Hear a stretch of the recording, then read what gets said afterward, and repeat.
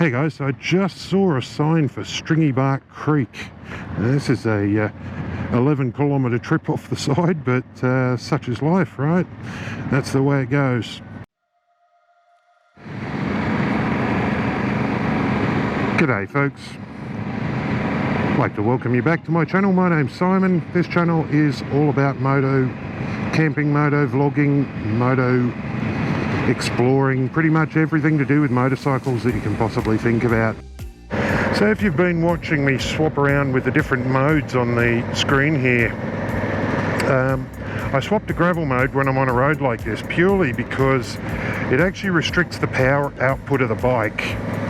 I don't consider myself to be the best off-road rider. I'm not too bad on gravel, but it restricts the power a bit, changes the exhaust braking so you've got more of it. And what it also does is it switches the ABS to what they call off-road mode, which will allow you to lock the tyre up as per that.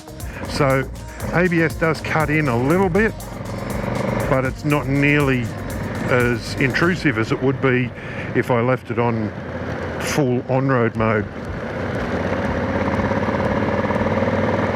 So it's actually quite good.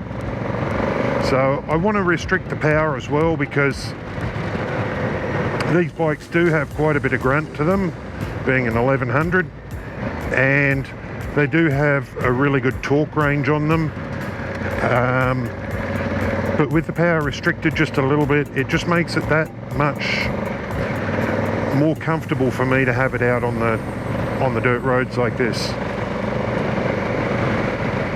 without having to worry that, you know, the back corner could just, the back wheel could just skip out on me when I'm going around a corner or something. However, this bike also does have an accelerometer and a gyrometer thing built into one of the 6 or 7 computers on board. And what it'll do is, if you're actually going around a corner and you have to brake, it'll change the ABS so that it won't lock up quite as quick. And it'll also change the acceleration profile if you have to accelerate on a corner, so it won't lose traction quite as easily, which is really quite reassuring to know. Like, I mean, it makes it more idiot-proof. And while I don't tend to ride around like a complete lunatic because I'm basically too scared of wrecking my bike, not only that, injuring myself, but yeah, it's quite reassuring to know that the bike knows when you're cornering and it adjusts itself based on your speed, the G-force that it's feeling around the corner and that sort of thing.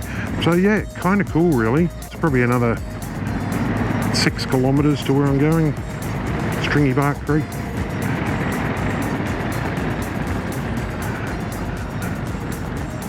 And as always, I'm just being mindful of the fact that, being that it's a public holiday, there's a lot of fall drives out and about as well.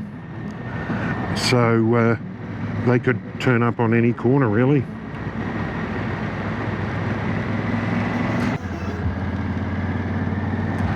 Point in case, 2 4-wheel drives.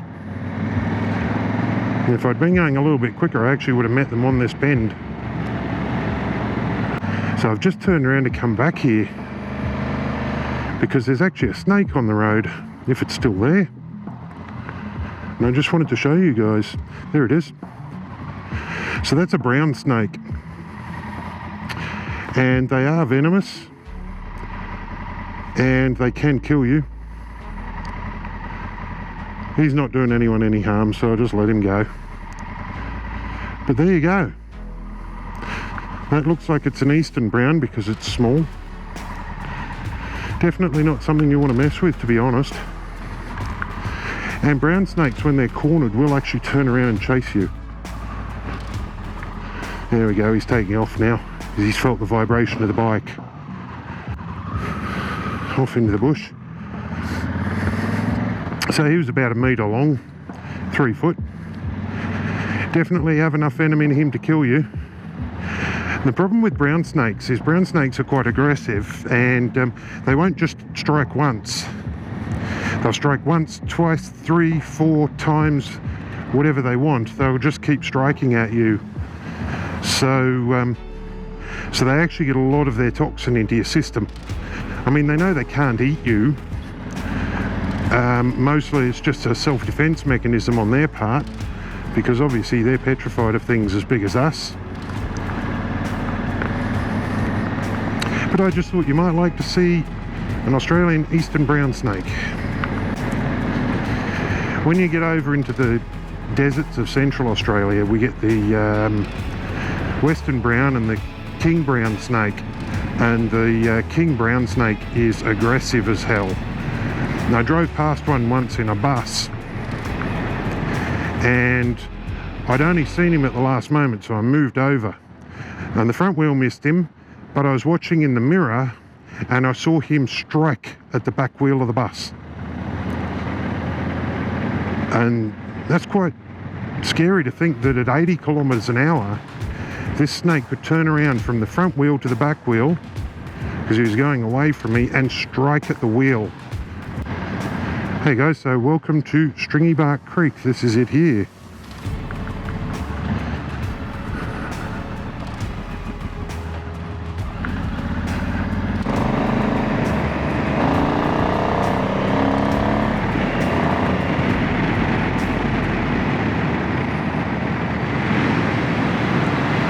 Oh, a lovely breeze.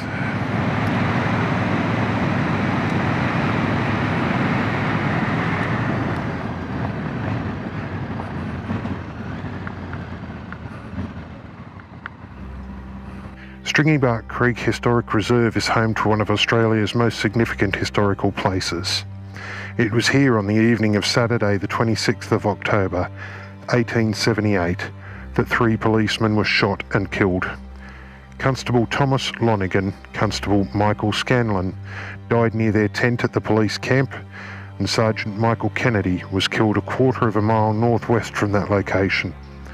The 4th member of the police party, Constable Thomas McIntyre, escaped and managed to get back to Mansfield to report the crime. His evidence was central to the subsequent prosecution case and resulted in Edward, or Ned Kelly, being hanged on the 11th of November 1880 for the murder of Constable Lonigan. These simple facts recording the substance of what happened here on that tragic springtime evening. Quite an interesting thought to think that 150 years ago,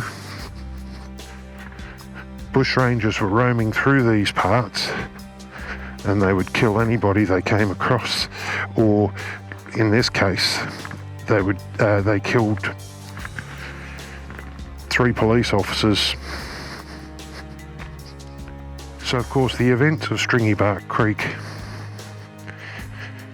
are what basically led to one of the biggest manhunts in this nation's earlier history, the hunting down of the notorious Kelly gang. So I've just turned TomTom back on, and it's now telling me that I can keep riding through the forest and come out somewhere, which suits me fine.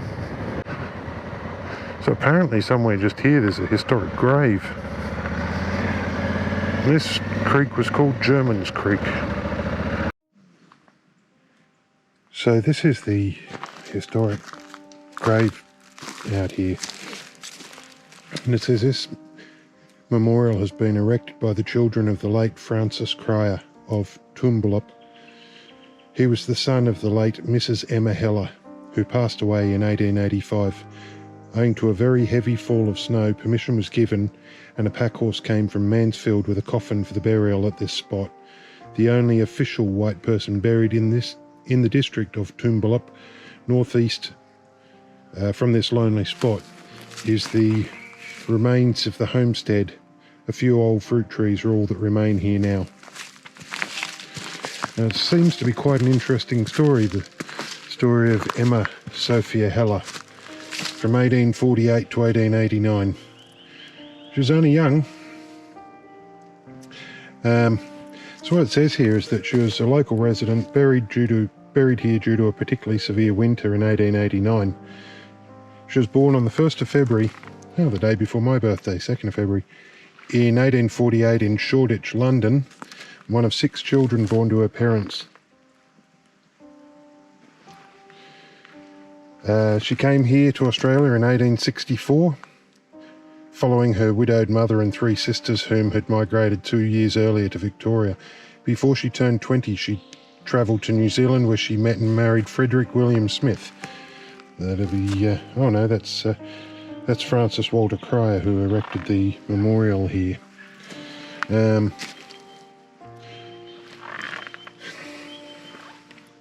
It seems that Frederick died shortly after returning to Victoria, and Emma had their second child.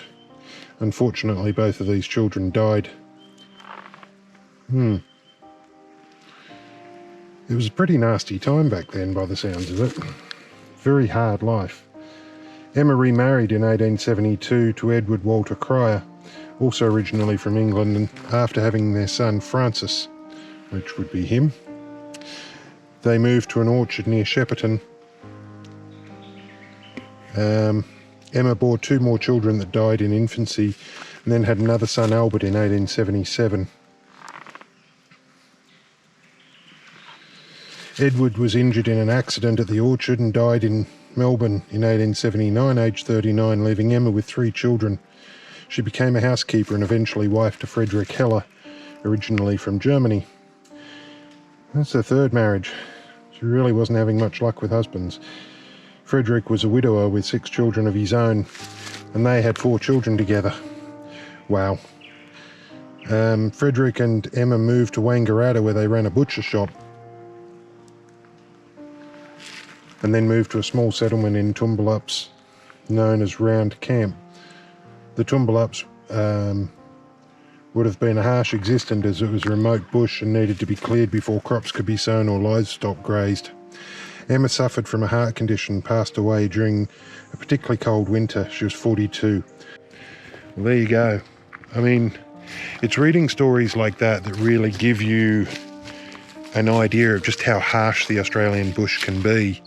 And having a look at the way it is here now is probably not too dissimilar to how it was when people first came, when the white people, the European settlers, first came up through here. So yeah, travelling around through the bush up through here, you really do get an appreciation for how hard life must have been on those early settlers.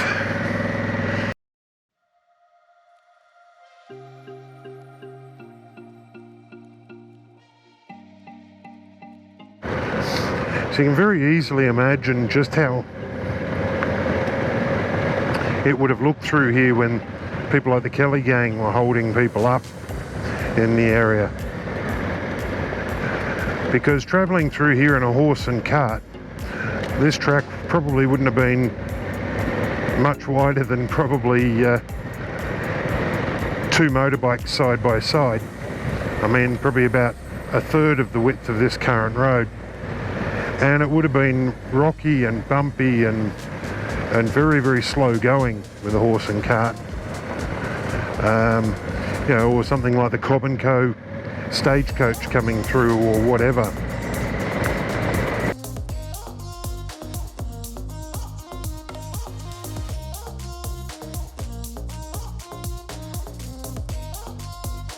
That's a heck of a long way down when you're on a sketchy dirt gravel road with lots of slippery stuff. Wow. I mean, I'm really taking it easy on the corners here because that's so far down it's not funny. I mean, this is a nice little detour though. So glad I came up here.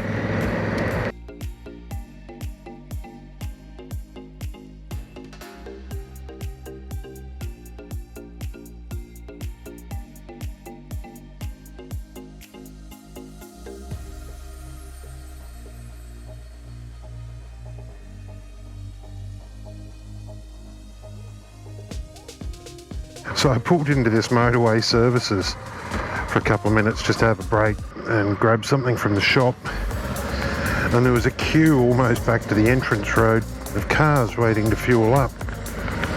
Now I went inside and there was a queue of about 30 people waiting to pay for fuel. And the rest of the people here are all at McDonald's. like, wow.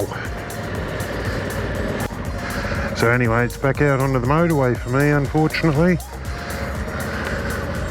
because I do want to get there before nightfall. And it's going to take me, I've got 167 kilometres to go. It's going to take me about an hour and 52 minutes apparently.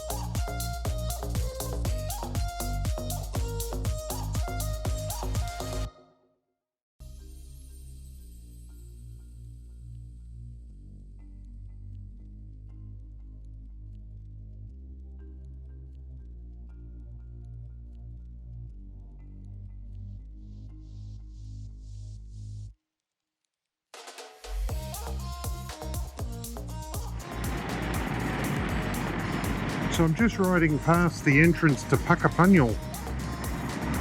Pacopanio is the Australian Army training camp here, or base, whatever you like to call it. And it's mentioned in a particularly cool song that quite a lot of people around the world probably know, because it's been covered by a few bands now. It was a song written by Red Gum, which is an Australian group, because a red gum is a gum tree. And it's called I Was Only 19, A Walk in the Light Green.